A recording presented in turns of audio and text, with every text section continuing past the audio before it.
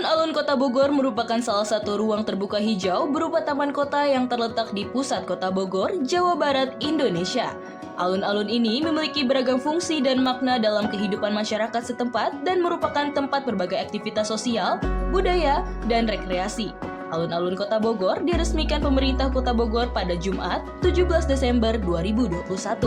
Letak alun-alun Kota Bogor yang persis berdekatan dengan stasiun KRL menjadikan Kota Bogor bukan hanya tempat singgah bagi masyarakat lokal, tapi juga tempat singgah para pelancong dari luar kota sekitar Bogor.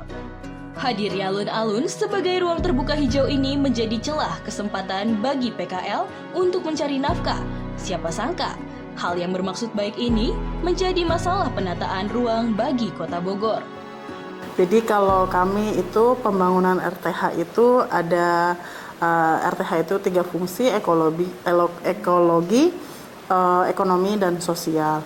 Kemudian khususnya untuk alun-alun itu kan memang dulu itu selain fungsi itu kan ada juga pengembalian RTH. Dulu kan alun-alun itu kan Taman Topi ya, itu yang disewakan ke swasta kan. Taman Topi itu swasta. Kemudian kami bangun untuk mengembalikan fungsinya sebagai ruang terbuka hijau publik gratis untuk masyarakat gitu, seperti itu.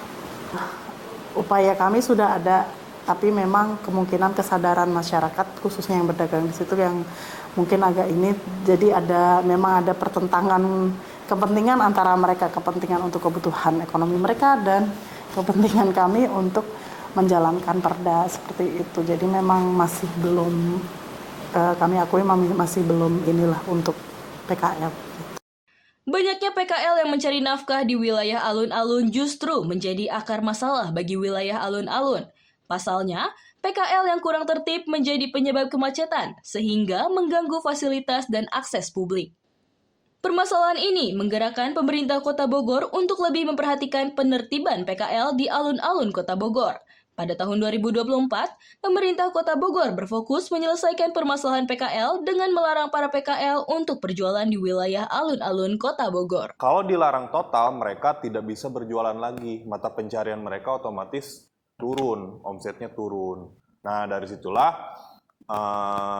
kami menyarankan kepada mereka untuk mensurati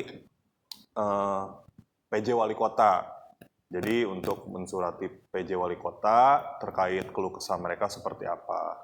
Nah, akhirnya setelah mereka menyurati melalui kepada PJ Wali Kota, akhirnya diinstruksikanlah untuk rapat.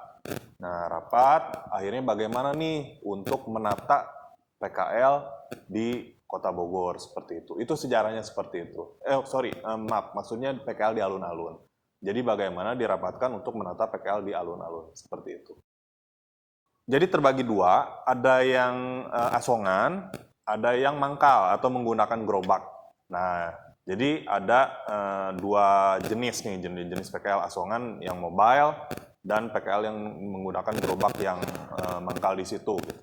Nah, itu kurang lebih yang mangkal atau yang bergerobak menggunakan tenda, baik tenda, hanger, gerobak, pokoknya yang mangkal gitu yang nggak pindah-pindah itu kurang lebih ada 175. Pada tanggal 4 November, pemerintah Kota Bogor mencoba menghadirkan salah satu solusi agar PKL yang telah berjualan lama di alun-alun Kota Bogor masih dapat berjualan dengan tertib, yaitu dengan uji coba sistem night market. Sistem night market ini merupakan sistem pembatasan waktu berjualan. Dengan adanya sistem ini, para PKL tidak bisa berjualan di trotoar maupun badan jalan hingga pukul 17.00 waktu Indonesia Barat. Untuk kriterianya sendiri, pada awalnya kami fokuskan di makanan dan minuman, di kuliner. Jadi dari yang kita cerita dulu nih, di night market itu yang kita libatkan di night market itu hanya untuk khusus pedagang yang mangkal atau yang menggunakan gerobak, hanger, tenda. Makanan dan minuman awalnya seperti itu. Kami data dapatlah 175 pedagang. Nah, kemudian kami buatkan konsep night market hanya boleh berjualan, idealnya ya hanya boleh berjualan dari pukul 18.00 sampai dengan 24.00.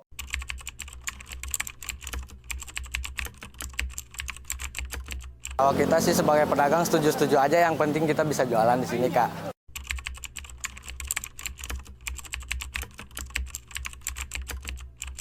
Di hari-hari sebelumnya kita bisa berkembang lah, ibaratnya semua pedagang di sini. Yang penting kita bisa berusaha lah, cari uang sama-sama.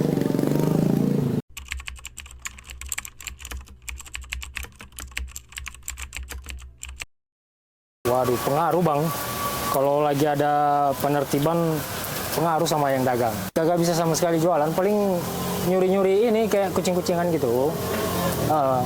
Pol PP-nya pergi ya kita dagang lagi, tapi dagangnya di sebelah sana, bukan di sebelah sini.